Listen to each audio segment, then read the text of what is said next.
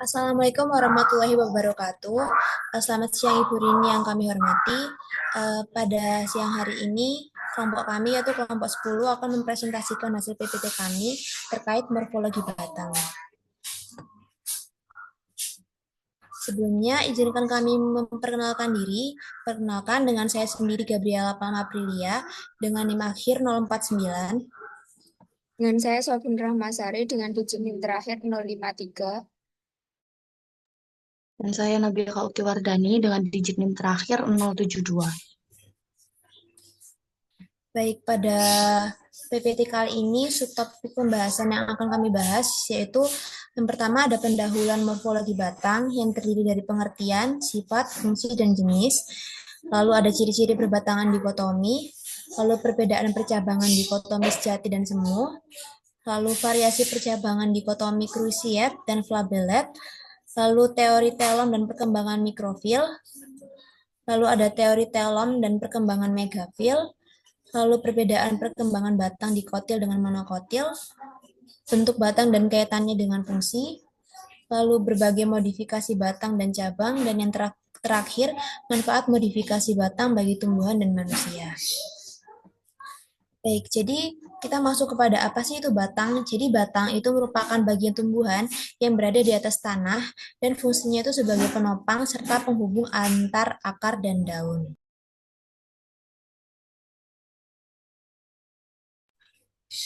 Lalu sifat-sifat pada batang sendiri itu yang pertama, umumnya tumbuh ke arah cahaya atau fototropisme positif. Lalu yang kedua, memiliki ruas atau nodus dan antar ruas atau internodus. Dan yang ketiga, dapat mengalami percabangan. Fungsi dari batang sendiri itu umumnya yang pertama, dapat menopang daun, bunga, dan buah, lalu mengangkut air, mineral, dan hasil fotosintesis. Lalu yang ketiga, menyimpan cadangan makanan pada beberapa tumbuhan seperti pada tebu. Lalu sebagai alat perkembangbiakan vegetatif seperti pada stroberi. Jenis-jenis pada batang sendiri itu terdapat 3 jenis. Yang pertama yaitu batang berkayu, seperti pada pohon mangga maupun pohon jati. Lalu ada batang basah seperti pada kangkung maupun bayam. Lalu yang ketiga yaitu jenis batang rumput yang biasanya menjalar maupun tegak. Lalu ciri-ciri percabangan dikotomi. Ciri-ciri umumnya itu terdapat 3, yaitu yang pertama percabangan diawali dari ujung batang atau apikal, lalu yang kedua terdiri atas 2 cabang yang sama besar, dan yang ketiga cabang tumbuh membentuk sudut tertentu biasanya simetris. Perbedaan dari percabangan dikotomi sejati dan semu sendiri itu umumnya terdapat 3 aspek. Yang aspek pertama yaitu aspek proses, di mana pada dikotomi sejati itu ujung batang membelah 2 dan sama besar. Sedangkan pada dikotomi semu, ujung batang utama tampak terus tumbuh, sedangkan cabangnya menyamping. Lalu pada aspek hasil percabangan, pada dikotomi sejati itu 2 cabangnya sama besar, sedangkan pada dikotomi semu, 1 cabang tampak dominan dan cabang lain itu lebih kecil. Untuk contohnya sendiri dari dikotomi sejati yaitu pada Lycopodium dan Rhinia, sedangkan pada dikotomi semu itu pada beberapa tumbuhan paku lainnya.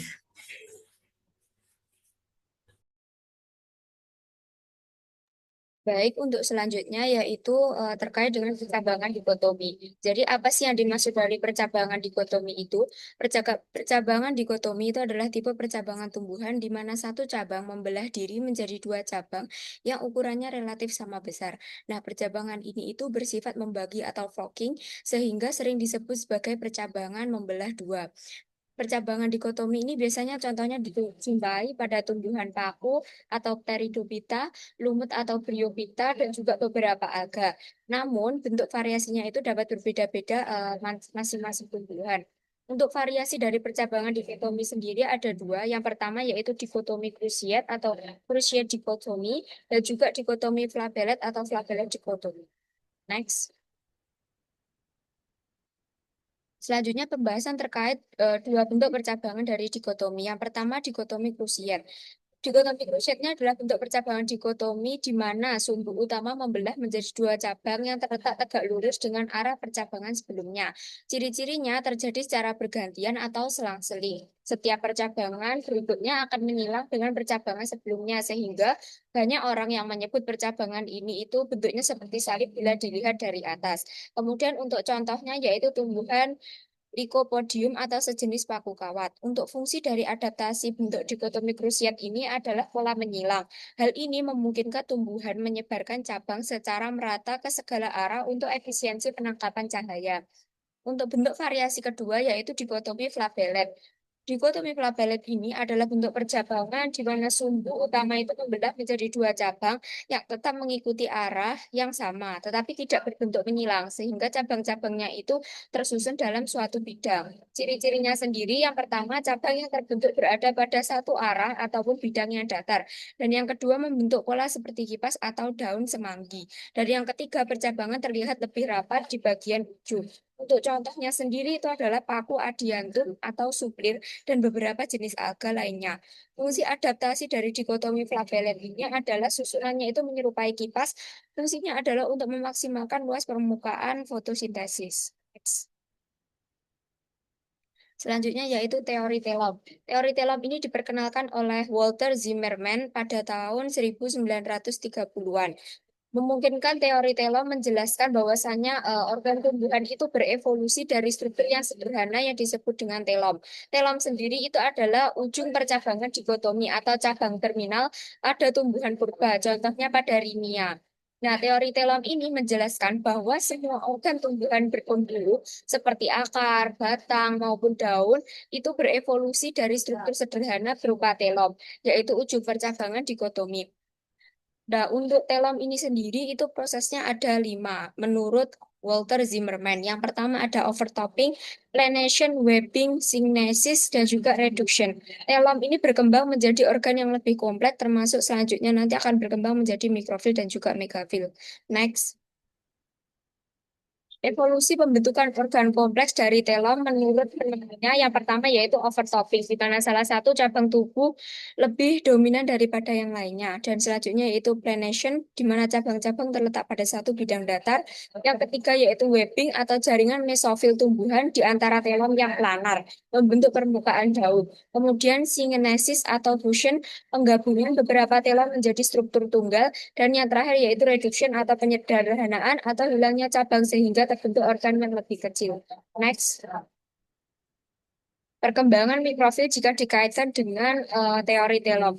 Perkembangan mikrofil ini meliputi 5 masa. Yang pertama yaitu masa pertumbuhan purba atau disebut silur, di mana tumbuhan purba itu seperti rinia hanya memiliki batang bercabang dikotomi tanpa daun sejati dan tidak memiliki struktur lainnya, yaitu hanya sumber fotosintesis yang sederhana saja.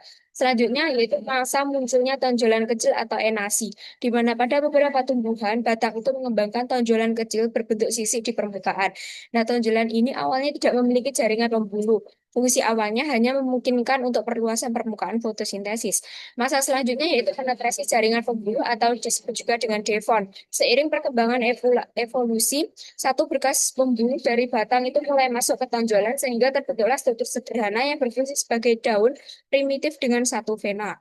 Dan masa selanjutnya yaitu masa mikrofil sederhana atau masa karbon. Tonjolan dengan satu berkas pembuluh berkembang menjadi mikrofil sejati, menjadi suatu ciri khas kelompok Lycophyta, misalnya Lycopodium, Selanginella, dan juga Isotes. Kemudian yang terakhir yaitu masa modern atau masa sekarang sering kita jumpai, yaitu mikrofil tetap bertahan sebagai ciri khas Lycophyta, tetapi lebih sederhana. Dan mikrofil efektif untuk tumbuhan kecil di habitat lembab.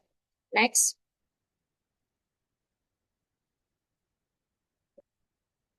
Selanjutnya, hubungan teori telom dengan perkembangan mikrofil. Seperti yang kita telah ketahui tadi bahwa mikrofil itu berkembang dari tonjolan kecil pada batang tumbuhan purba yang kemudian ditembus satu berkas pembuluh, kemudian hasilnya terbentuk daun sederhana, kecil, dan juga sempit dengan satu tulang daun tunggal. Evolusi ini menghasilkan mesofil sejati yang menjadi ciri khas dari tumbuhan Lycophyta.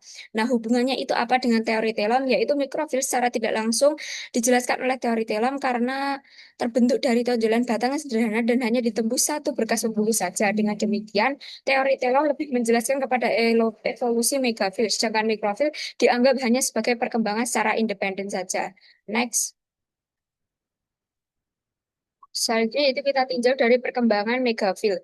Dibagi menjadi 7 masa. Yang pertama masa silur, yaitu di mana tumbuhan purba seperti linia tadi hanya berupa batang tegak bercabang dikotomi tanpa daun sejati. Selanjutnya yaitu masa overtopping atau devon tengah, di mana terjadi pertumbuhan dominan pada salah satu cabang untuk membentuk sumbu utama. Dan selanjutnya yaitu masa devon akhir atau planation, di mana cabang-cabang yang lateral itu selai tersusun dalam satu bidang datar membentuk kerangka awal untuk daun pipih. Kemudian masa webbing atau karbon awal, di mana jaringan mesofil dari fotosintesis itu mulai tumbuh di antara cabang planar, dan permukaan fotosintesis juga semakin luas. Selanjutnya yaitu masa sinesis atau karbon akhir, di mana hasilnya adalah daun megafil sejati dengan venesasi kompleks. Dan yang terakhir yaitu masa modern yang kita jumpai sekarang, di mana megafil itu berkembang dan juga bertahan menjadi organ dominan pada patus sejati seperti gimnospermae dan juga angiospermae. Tumbuhan berbiji tertutup dan juga terbuka. Strukturnya megafil itu juga semakin beragam sebagai bentuk adaptasi. Next.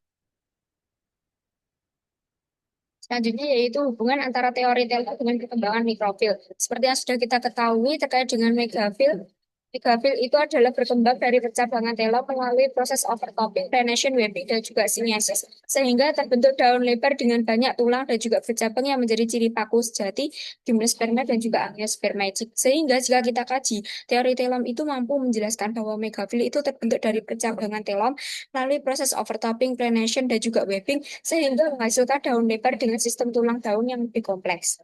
Next.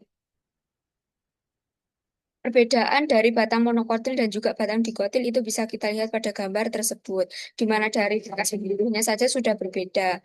Next. Untuk lebih jelasnya terkait perbedaannya dapat dilihat pada tabel berikut, di mana dari ikatan pembuluh dikotil itu tersusun dalam satu lingkaran, monokotil itu tersebar, kemudian dikotil itu flomnya terletak di luar silem. Kemudian kalau monokotil itu flomnya ada di sebelahnya silem. Kemudian kambiumnya itu kalau tanaman dikotil ada di antara silem dan juga flom, tetapi monokotil itu sebaliknya. Kemudian di dikotil itu terjadi pertumbuhan sekunder atau bertambahnya diameter karena adanya perkembangan kambium. Sedangkan di monokotil itu tidak terjadi pertumbuhan sekunder. Pada dikotil, jaringan dasar itu dibedakan menjadi korteks dan juga empulur, sedangkan monokotil itu jaringan dasar itu tidak dapat dibedakan antara korteks dan juga empulur.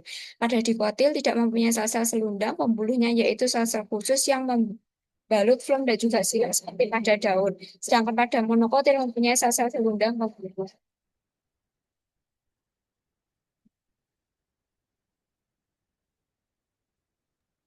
Nah, selanjutnya di sini saya akan menjelaskan tentang bentuk batang dan kaitannya dengan fungsi. Yang pertama yaitu batang bulat atau silindris. Contohnya yaitu padi, jagung, dan bambu. Bentuk silindris memudahkan untuk menopang tumbuhan tubuh secara tegak dan merata, sekaligus memaksimalkan distribusi udara dan melalui nutrisi pembuluh darah di tengah batang. Batang berkayu, pembuluh air di tengah batang. Batang berkayu, contohnya mangga, jati, batang yang mengandung kayu memberikan kekuatan mekanik untuk menopang bagian atas tumbuhan yang penuh daun dan cabang, tahan terhadap angin, serta memungkinkan tumbuhan hidup menahun dan mencapai ketinggian yang besar. Next. Yang ketiga di sini ada batang herba dengan contoh bayam, kacang panjang. Batang lunak cocok untuk tumbuhan berumur pendek, pertumbuhannya cepat dan lebih efisien dalam penggunaan energi karena tidak membentuk jaringan kayu yang tebal. Yang keempat ada batang merambat atau menjalar, dengan contoh yaitu labu dan semangka. Bentuk batang yang panjang dan lembah memungkinkan untuk menjalar di tanah atau menggunakan alat bantu sulur atau kait untuk mencapai cahaya matahari tanpa harus memiliki batang yang kuat. Next. Nah, yang kelima ada batang tumbuhan memanjat dengan contoh anggur dan markisa. Batang yang lentur memudahkan tumbuhan melilit penopang, misal pohon lain, pagar, atau benda di sekitarnya untuk mendapat akses cahaya yang lebih tinggi tanpa perlu membuat batang yang besar dan kokoh. Sedangkan yang selanjutnya yaitu batang berduri dengan contoh mawar dan kaktus. Duri melindungi dari herbivora, sementara pada kaktus batang juga berperan sebagai tempat fotosintesis dan penyimpanan udara, menggantikan fungsi daun. Selanjutnya yaitu modifikasi batang. Yang pertama ada batang umbi dengan contoh kentang, yang kedua ada batang stolon atau menyerap dengan contoh strawberry, yang ketiga ada batang rizoma atau rimpang dengan contoh jahe atau kunyit, yang keempat ada batang berduri, contohnya yaitu mawar, yang kelima batang sukulen, contohnya yaitu kaktus, dan yang keenam ada batang sulur, contohnya yaitu labu dan anggur. Next. Selanjutnya yaitu modifikasi cabang. Di sini ada cabang duri dengan contoh jeruk dan bugenvil, cabang sulur, makisa dan anggur. Yang ketiga yaitu cabang pengisap, haustorium dengan contoh benalu. Dan yang keempat ada cladodia atau phylloxera, contohnya yaitu kaktus dan opuntia. Next. Nah, manfaat modifikasi batang sendiri bagi tumbuhan yaitu untuk membantu tumbuhan beradaptasi dengan lingkungannya. Misalnya batang sukulen pada kaktus untuk menyimpan air di daerah kering, rizoma pada jahe untuk menyimpan cadangan makanan, sekaligus memperbanyak diri atau batang duri pada mawar untuk melindungi diri dari herbivora. Dengan perubahan bentuk ini, tumbuhan dapat bertahan hidup, berkembang biak, dan melindungi diri. Sedangkan modifikasi batang bagi manusia sendiri yaitu banyak dimanfaatkan sebagai sumber pangan, obat, maupun bahan tambahan.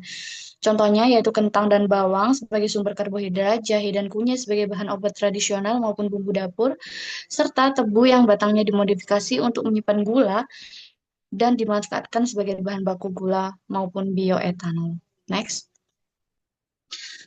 Nah, kesimpulan dari morfologi batang sendiri yaitu memperlihatkan bahwa batang berperan penting sebagai penopang tegaknya tumbuhan, serta jalur transportasi air, mineral, dan hasil fotosintesis. Batang juga dapat mengalami modifikasi sesuai kebutuhan seperti penyimpanan cadangan makanan atau air, alat pertahanan diri, hingga sarana perkembangbiakan vegetatif. Bagi manusia, keragaman modifikasi batang memberikan banyak manfaat antara lain sebagai sumber pangan, obat tradisional, maupun bahan industri. Dengan memahami morfologi batang, kita dapat melihat peran vitalnya bagi kelangsungan hidup, tumbuhan, dan kehidupan manusia. Next. Baik, apabila ada pertanyaan dapat dilangsungkan atau diberikan di kolom YouTube ya. Terima kasih saya ucapkan. Mohon maaf atas kesalahan, baik kesalahan yang disengaja maupun tidak sengaja. Terima kasih. Wassalamualaikum warahmatullahi wabarakatuh.